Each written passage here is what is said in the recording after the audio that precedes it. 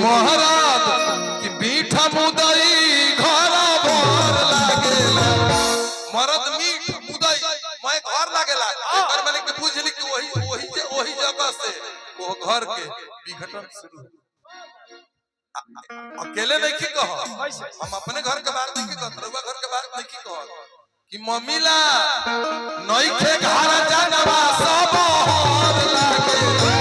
अब तो ससुरी के बोलिया तहार लागेला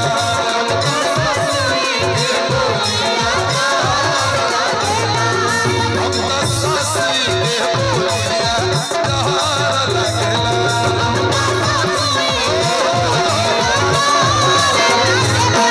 मीठा मुदई घर भर लागेला मीठा मुदई घर भर लागेला। एक और बात कहनी बबुआ बाबा जब अपना घर के बाद अपना घर के सलाह जब आन लोग से जहिया सलाह लेवे लगबो तहिया घर घर मम्मीला नइखे घर जानवा बहुत लागेला मम्मीला नइखे घर जानवा बहुत लागेला मम्मीला नइखे घर जानवा सब बहुत लागेला। और दीपक भैया अगर कोई भी कलाकार जो मेहनत करता है अगर कोई अपना रानी जी शिवानी जी हां गाना वही कर दो छाते एक करे जा ए परशुराम के सरी है ने आओ ये हमारे चाचा के मेहरारू के न बड़े रिया कुमारी ए रिया तनी बारा दिया उधर क्यों दिया इधर क्यों नहीं लिया उधर से लिया का है मम्मीला नइखे घर जानवा सब हर लागे ए राजा जी अब तो ससुरी के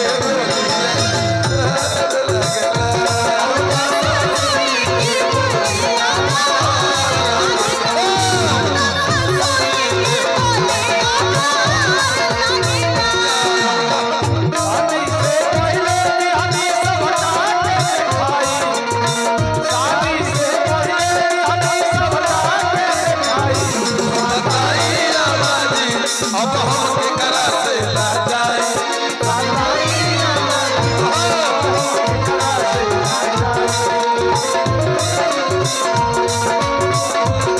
अब तो ससुरी के बोलिया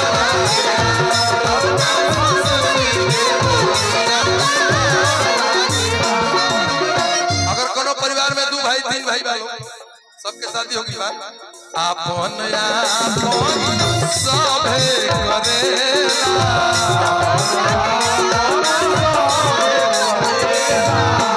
आपन सभे करेला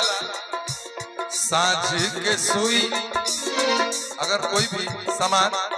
सुई ऐसा हलुक सामान भी अगर पार्टनरशिप में बा साँझ में बा भोजपुरी में कहावत कहल जाला दीपक जी कि साँझ के सुई से नरा पर चले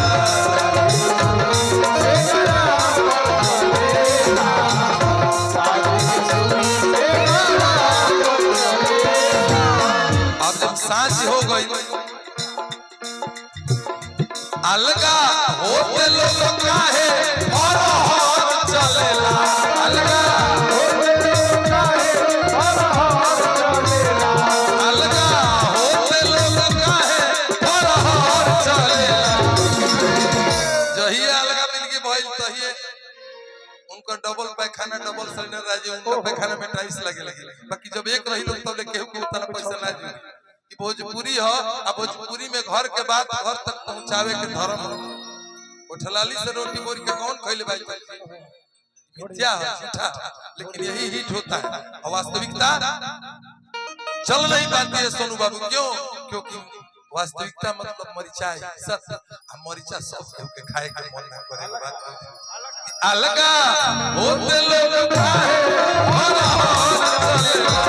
अलगा होते लोग काहे हर हर चलेला अब तो ससुरी के बोलिया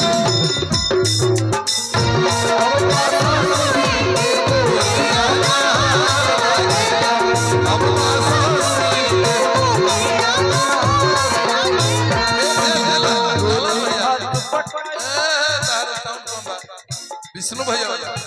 रोटी भात पकाई बिना है मानवी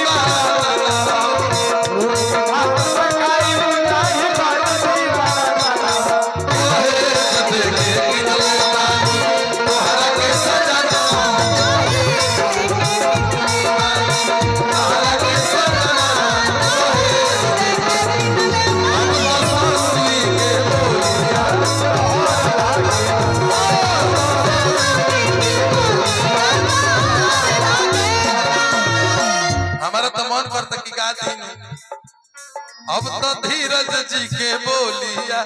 जहर लगे ना। और दीपक भैया सोनू भैया धीरज जी सब भाई हमारे बैठल बा। ए प्रवीण भैया बैठिए महाराज रो बेचैन बन केहू से बात नहीं पूछो अब करो अस्थिर रहे काहे हल्का से चिकन दुनिया के बाद दूसरा से नीमन बाकी अपने में मोट बा दूसरा से नीमन दूसरा से अपना परिवार में केहू से केहू के पटन के दूसरा से नीमन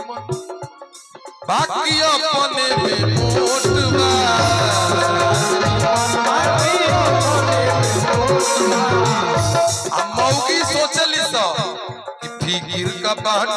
जब बगली में नोट बा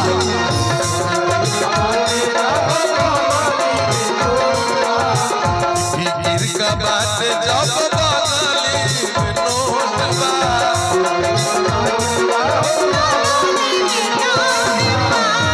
भावे गाँव नहीं भी मन सहर लागेला भावे गाँव नहीं भी मन सहर लागेला भावे गाँव नहीं भी मन सहर लागेला। ईमानदारी से देख ली सब लड़का बच्चा एगो भाई घरे बड़ परिवार बा तो मौगी कहता है कि लड़का 4 वर्ष हो गइल एडमिशन करा के बक्सा डेरा ले लियो पढ़ाई का है जाता ना घर में लोगन के खाना बनावे के ना पड़ी 2 व्यक्ति एगो लइकन पैकन के खियाई जा बनाई जा रउआ बाहर से आई जितना दिन होई दूसरा दिन होई ऐसे कि घर के बोझ अब चली ना कि भावे गांव नहीं भी मन सहर लागेला भावे